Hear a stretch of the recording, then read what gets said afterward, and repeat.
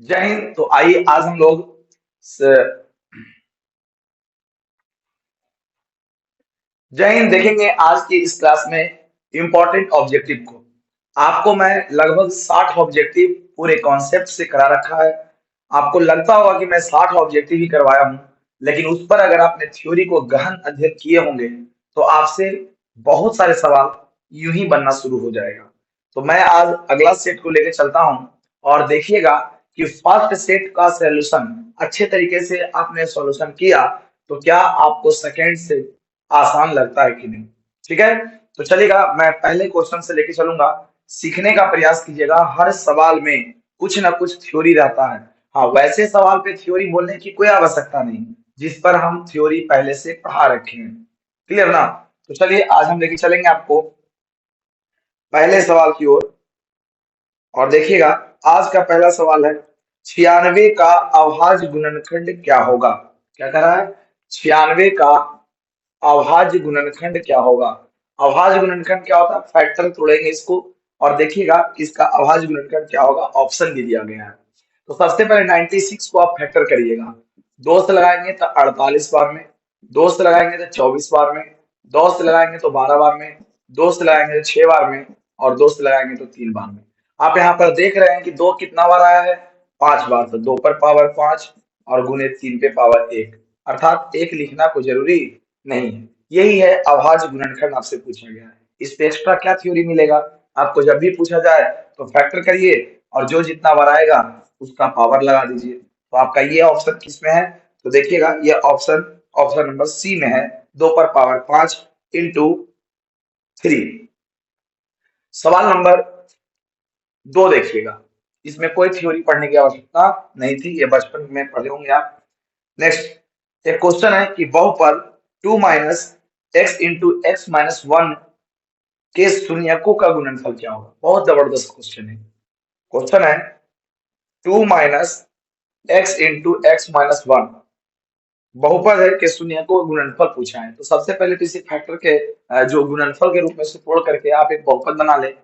2 minus x square minus minus plus, यहाँ पर हो जाएगा एक्स। इसे आप सरिया दीजिए, एक्स स्क्वायर प्लस में एक्स और प्लस में 2।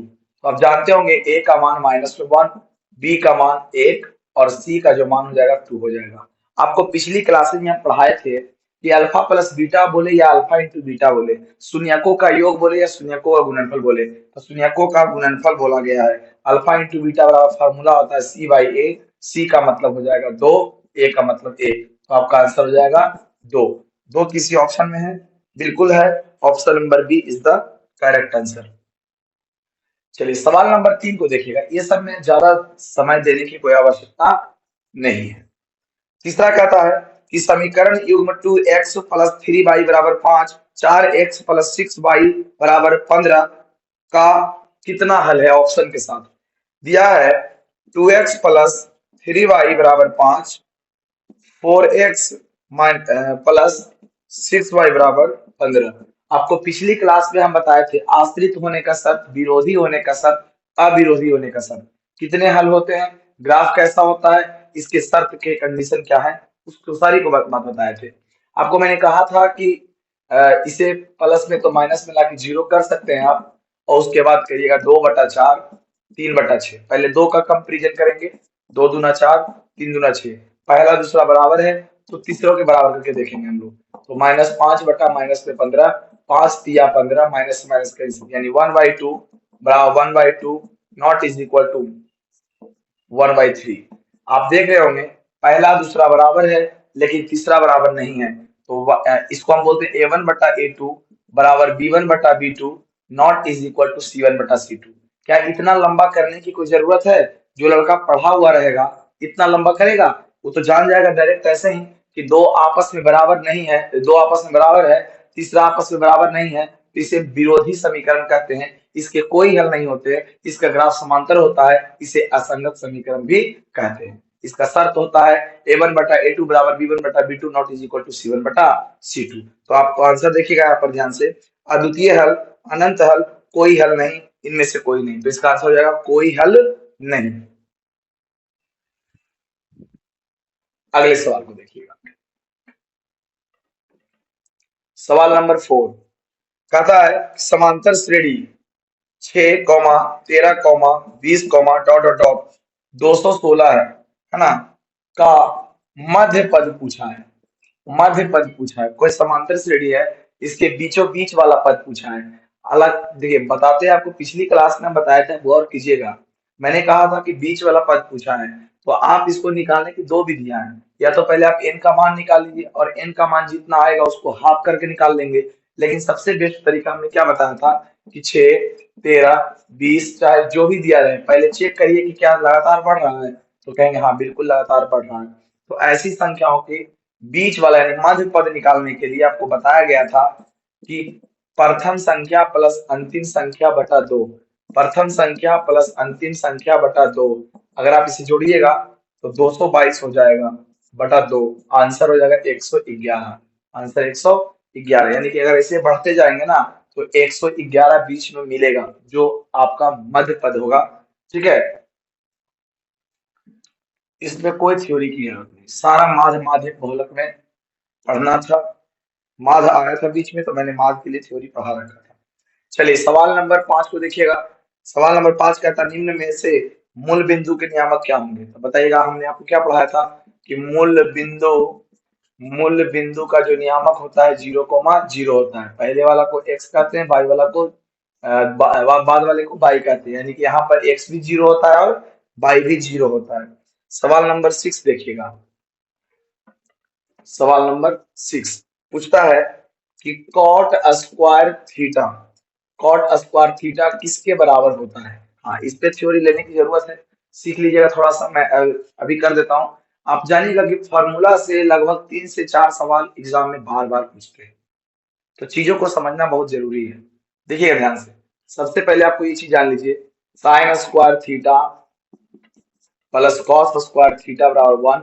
दूसरा याद रखिएगा, sec square theta minus tan square theta बराबर 1। तीसरा याद रखना है, cosec square theta minus cot square theta बराबर 1। यानी यहां पर याद रखने पर फॉर्मूला 3 बन जाएगा, साइन स्क्वायर थीटा बराबर 1 minus cos square theta. Cos square theta बराबर हो जाएगा यहाँ पे 1 minus sign square theta. Minus में तो प्लस में, प्लस में तो माइनस में पढ़ा होगा। सेक स्क्वायर थीटा बराबर होता है 1 plus ten square theta. Ten square theta बराबर हो जाएगा आपका सेक स्क्वायर थीटा माइनस 1। कैसे, तो माइनस में टेन था तो प्लस में गया, प्लस में 1 था तो माइनस में गया। कॉसेक स्क्वायर थीटा बोलेंगे तो बोलेगा 1 plus cot square theta. Cot square theta बोलेंगे तो कॉसेक स्क्वायर थीटा माइनस 1। यही सूत्र आपको एग्जाम में भी आएगा, इसलिए बहुत इंपॉर्टेंट है। अब इसमें से कोई भी सवाल आपसे पूछ सकता है। देखिए पूछा है कॉट स्क्वायर थीटा, आपसे पूछा गया है कॉट स्क्वायर थीटा, तो कॉट स्क्वायर थीटा किसका होता है, cosec square theta minus 1। Cosec square theta minus 1 जो आपके ऑप्शन में होगा वो आप टिक लगा देंगे, दोबारा नहीं बताया जाएगा इस चीज को। देखिएगा नेक्स्ट सवाल नंबर, ये तो 6 था। चलिए सवाल नंबर 7 को देखिएगा। सवाल नंबर 7 कहता है यदि एक उदग्र खंभे की ऊंचाई तथा उसकी भूमि की लंबाई समान है तो सूर्य का उन्नयन कोण क्या होगा। आप याद रखिएगा, इसको तो बनाने की जरूरत भी नहीं है। कहता है एक उदग्र खंभे की ऊंचाई, कोई उदग्र खंभा है और इसकी ऊंचाई ऊंचाई तथा भूमि के साथ समान लंबाई बनाती है, यानी कि जितना खंभा ऊंचा है उतना ही ये दोनों आपस में क्या है, बराबर है। तो कहता है कि सूर्य का उन्नयन कोण क्या होगा, मतलब अगर ये एक्स है तो ये भी एक्स है, बोलेंगे ए बी सी 90 डिग्री। तो कहता है इसका मान क्या होगा। हम जानते हैं कि लंब और आधार में एक संबंध है, तो tan थीटा के द्वारा होता है। तो लगाएंगे tan थीटा बराबर लंब बटे आधार, मतलब ए बी बटा बी सी। tan थीटा तो tan थीटा, ए बी का मान x, बी सी का मान भी x, x कैंसिल, तो tan थीटा बराबर 1 आएगा। तो tan वाला सारणी में बताइए तो किसका मान 1 होता है, तो आपको याद होगा tan 45 का मान 1 होता है। tan से tan कैंसिल होगा तो यहाँ ऑटोमेटिक आपका आ जाएगा थीटा का मान क्या डिग्री, 45 डिग्री। तो आपसे पूछा गया था उन्नयन कोण क्या होगा, तो 45 डिग्री। लेकिन एक बात याद रखिएगा हमेशा कि जिसका लंब और आधार दोनों बराबर हो तो हर हाल में यहाँ पर कितना डिग्री होगा, 45 डिग्री आपका करेक्ट आंसर होगा। ठीक है, तो जल्दी से इसे आप नोट कर लीजिए और देखिए सवाल नंबर 8 नंबर सवाल। 8 नंबर सवाल में कहता है कि 64 पाई सेंटीमीटर स्क्वायर क्षेत्रफल वाले वृत्त का व्यास ज्ञात करें। यानी कि दिया हुआ है वृत्त का क्षेत्रफल, वृत्त का क्षेत्रफल दिया हुआ है 64 पाई सेंटीमीटर स्क्वायर, जबकि वृत्त का क्षेत्रफल होता है पाई आर स्क्वायर। तो 64 पाई सेंटीमीटर स्क्वायर, पाई से पाई कैंसिल हो जाएगा, आर इधर स्क्वायर में इधर जाएगा रूट में, तो 64 का वर्गमूल हो जाएगा 8। 8 का स्क्वायर क्या होता है, 64 होता है, तो 8 है। लेकिन मुझे निकालना है व्यास। हम जानते हैं व्यास का मतलब होता है 2 गुने त्रिज्या, 2 गुने त्रिज्या। तो 2 गुना 8 करेंगे तो कितना आएगा, 16 सेंटीमीटर। आपका है किसी आंसर में, option number B is the correct answer. इतना आसान लगने लगा आपको पढ़ने पर। आप बने रहिएगा, बहुत सारा सेट जब कर लेंगे ना तो आपको एग्जाम में मेरा यहाँ पे बताया हुआ क्वेश्चन यहाँ पे एग्जाम में छपेगा। तो यार एक बार सीख लीजिए बढ़िया से, समय रहते हुए अगर आप सीख लेते हैं तो बहुत अच्छी बात है। कहता है एक घन का संपूर्ण पृष्ठीय क्षेत्रफल 216 है। कहता है कोई घन है और घन के संपूर्ण पृष्ठ का क्षेत्रफल, घन के संपूर्ण पृष्ठ का क्षेत्रफल 216 है। तो कहता है कि इसका आयतन क्या होगा। हम जानते हैं कि घन के संपूर्ण पृष्ठ का क्षेत्रफल लिखवाए थे आपको, 6 गुना भुजा स्क्वायर होता है, और ये भी संपूर्ण पृष्ठ है, तो आपस में क्या होगा, बराबर होगा।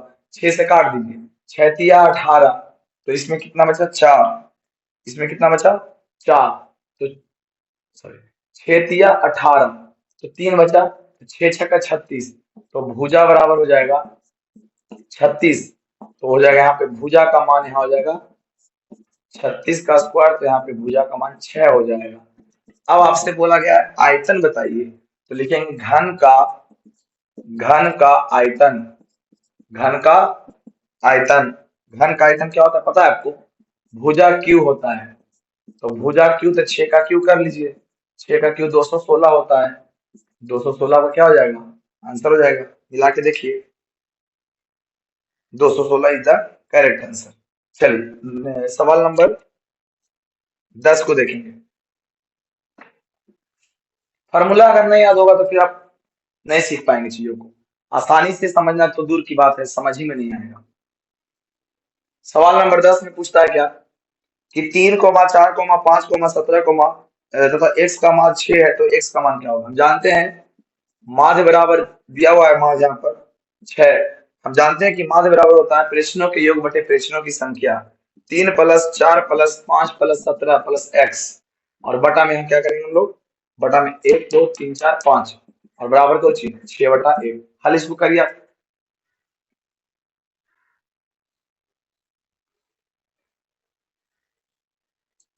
चलिए इसे हल कर लिए होंगे, जोड़िए कितना आता है, 7 7 5 12, 12 10 22, 22 7 29, 29 प्लस x बटा 5 बराबर 6/1। तो यहाँ पर आएगा x प्लस या 29 प्लस x बराबर 6 5 30, तो x बराबर 30 माइनस 29, तो x बराबर 1 हो जाएगा आपका, x का मान 1 हो जाएगा। चलिए सवाल नंबर 11 को देखेंगे। सवाल नंबर 11 का था निम्नलिखित में से कौन अलग है। देखिए अलग का मतलब होता है भिन्न होना चाहिए, सबसे अलग होना चाहिए। मतलब 3 का गुण मिलेगा एक समान, और एक हो जाएगा आपका सबसे अलग, एक सबसे क्या हो जाएगा, अलग हो जाएगा। तो 25/4। देखिए 4 ऑप्शन आपके पास है, ए बी सी डी। कहता कौन अलग है। अरे अलग का मतलब कि 3 एक ही कैटेगरी का है, बाकी एक अलग है। देखिए तो ये परिमेय है, ये भी परिमेय है, ये भी परिमेय है, तो यही ना अलग है, ये अपरिमेय है। तो अपरिमेय का मतलब तीनों से क्या ही है, अलग है। आपका आंसर हो जाएगा सी। 12 नंबर देखिए, 12 नंबर सवाल कहता है द्विघात बहुपद के शून्यक होंगे। ये द्विघात बहुपद x² 3, इसका शून्यक पूछा है, तो जिसका भी शून्यक पूछा जाए उसको 0 के बराबर कर देते हैं। तो एक्स स्क्वायर बराबर माइनस में तो प्लस में 3, तो एक्स बराबर प्लस माइनस √3। तो एक्स की जो वैल्यू होगी प्लस में 3 होगा, माइनस में 3 होगा। देखिए किसी ऑप्शन में अगर ये मिलता है तो आपका वही आंसर होगा। सवाल नंबर 13 देखिएगा। सवाल नंबर 13 नंबर का था, यूक्लिड विभाजन एल्गोरिथ्म दो धनात्मक पूर्णांक के निम्न में से किसे परिकलित करने की विधि है, तकनीक है। याद रखिएगा, यूक्लिड विभाजन एल्गोरिथ्म से हम मासा निकालते हैं, एचसीएफ निकालते हैं संख्याओं का। तो आपका आंसर हो जाएगा मासा, यानी कि HCF is the right answer. Euclid विभाजन एल्गोरिथ्म से हम लोग मासा निकालते हैं। ये एकदम फिक्स क्वेश्चन है और बहुत बार एग्जाम में पूछा हुआ है। 13 के बाद आप 14 पर ध्यान दीजिएगा। कहता है, यदि अल्फा बीटा द्विघात बहुपद x square plus x plus 1 के मूल है तो 1/अल्फा प्लस 1/बीटा का मान ज्ञात कीजिए। बताइए कितना बार क्वेश्चन ये रिपीट कर चुका है। ए का मान हो जाएगा 1, बी का मान हो जाएगा 1 और सी का मान हो जाएगा 1। तो हम निकाल लेंगे एक बार पहले, alpha plus beta minus b by a होता है, तो माइनस बी का मान एक, ए का मान 1 तो -1। अल्फा इंटू बीटा होता है सी बाई ए, तो यहाँ हो जाएगा 1/1 तो हो जाएगा 1। हमें इसका हल करना है, इसे हल करके जो मान आएगा उसी मान को मैं पुट कर दूंगा, वही मेरा ऑप्शन होगा। LCM alpha into beta, alpha से अल्फा कैंसिल, तो बीटा प्लस अल्फा, बोलिएगा यहाँ पर ध्यान से, बीटा प्लस अल्फा बोलो चाहे alpha plus beta -1, alpha into beta 1, यानी आपका आंसर हो जाएगा -1। -1 कहीं है जी, बिल्कुल ऑप्शन नंबर बी में करेक्ट आंसर।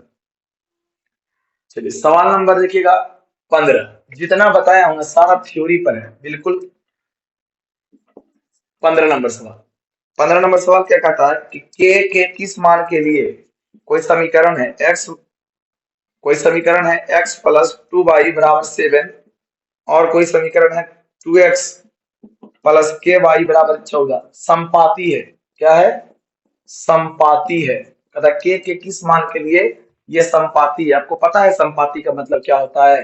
संपाती का मतलब होता है एक दूसरे को ढक लेना, अर्थात संपाती का मतलब आश्रित समीकरण में होता है और इनके अनेक हल होते हैं और इनके शर्त होते हैं a1/a2 बराबर b1/b2 बराबर c1/c2। यानी लिखेंगे ध्यान से हम लोग कि क्योंकि यह संपाती है अर्थात आश्रित समीकरण है, आश्रित समीकरण है, ठीक है, आश्रित समीकरण। और आश्रित समीकरण में होता है a1/a2 बराबर b1/b2 बराबर c1/c2। आप डालिए मान a1, देखिए समझने वाली बात है, ये हो जाएगा x1/1 x2/2 होता था ना पहले, लेकिन यहाँ पर क्या हो जाएगा, इसको बोलेंगे a1 b1 c1 a2 b2 c2। तो डालिए a1 का मान 1, a2 का मान 2, b1 का मान 2, b2 का मान k, c1 का मान 7, अरे माइनस में करेंगे तो माइनस माइनस कट जाएगा ना, c2 का मान 14। अब आपको मैंने कहा कि मुझे निकालना है k का मान, तो कभी भी बराबर करते दो राशि के साथ करते हैं, तो पहला को दूसरा के साथ कर लो चाहे दूसरा को तीसरा के साथ कर लो, कभी गलती नहीं होगा। तो हमें k का मान निकालना है तो पहला के दूसरा के साथ कर लेते हैं, ये ज्यादा आसान होगा। अगर कुछ आएगा कि नहीं सर हम दूसरा को तीसरा के साथ करेंगे, तो बिल्कुल हो जाएगा। आप करके देखिए आपका आंसर हो जाएगा। तो k का मान हो जाएगा 2 दूना 4। यहाँ से करके देखिए 7 दूनी 14, तो 2 दूना 4, तो यहाँ भी 4 आ रहा है, यहाँ भी 4 आ रहा है, किसी एक से लेकर चलेंगे आपका आंसर हो जाएगा। तो कहता k के किस मान के लिए यह समीकरण संपाती होंगे। अगर k की जगह पर 4 रख दिया जाए तो वह संपाती हो जाएगा। ये कंप्लीट हो गया होगा। संपाती अनुपाती पढ़ किए होंगे आप के किस मान के लिए। आज के लिए बस इतना ही, 15 सवाल ही रखते हैं और अगले वीडियो में हम 15 सवाल फिर लेंगे जो इंपॉर्टेंट होगा। लेकिन आपके कहा जाए तो इसमें थोड़ा ज्यादा आसान आ गया था, इसलिए आज छोटा सा वीडियो बनाया और इसमें थ्योरी नहीं। विश्वास करिए आने वाले 2 4 10 दिन में मैं बहुत सारा लंबा लंबा वीडियो लेके आऊंगा, सेट वाले 50 क्वेश्चन का 30 क्वेश्चन का ऐसा करके। अभी आपको धैर्य बना के सीखना है, पेशेंस बना के, क्योंकि हम जब तक किसी क्वेश्चन पर खुलकर नहीं बात करेंगे तब तक आने वाले आगे समय में कैसे क्वेश्चन सोल्व हो पाएगा। और अभी अकबकाने की क्या जरूरत है, अभी तो एग्जाम में बहुत टाइम है। तो अभी से अगर 50-50 क्वेश्चन करेंगे तो तुम बोर हो जाओगे। अरे 10 ही क्वेश्चन पढ़िए, कॉन्सेप्ट के साथ पढ़िए, ताकि कभी भी दिक्कत ना हो अगले सेट को बनाने में। ठीक है, थोड़ी तबीयत ठीक नहीं होने के कारण फिर भी आज मैंने क्लास लिया आपका। आज मैंने सोचा कि नहीं लेते हैं, लेकिन फिर लगा कि नहीं बच्चा लोग इंतजार करता होगा, तो इसलिए चलिए नहीं कुछ कुछ तो पढ़ाया जाएगा। फिर नेक्स्ट क्लास में आपको बताई जाएगी आगे की रणनीति, कैसे आगे क्वेश्चन सोल्व करेंगे। आने वाला थ्योरी में बहुत थ्योरी बोलेंगे, कोई भी क्वेश्चन आएगा उसका पूरा मतलब जितना कंटेंट होता है सारी कंटेंट को देंगे। आप फोकस करिए और एक सीक्वेंस वाइज में आप वीडियो को देखिए, पढ़िए, समझने का प्रयास कीजिए। एक बार आपका फुल में फुल मार्क्स आ जाएगा ना, तो आपका मेहनत सक्सेसफुल हो जाएगा और मेरा मेहनत भी क्या हो जाएगा, मैं जो मेहनत आपके लिए कर रहा हूँ वो कहीं ना कहीं दिखाई मुझे देगा कि मैं किसी के लिए जो मेहनत किया हूँ शायद कहीं ना कहीं काम आ गया है। ठीक है, मिलेंगे नेक्स्ट क्लास में, आज के लिए बस इतना ही। जय हिंद।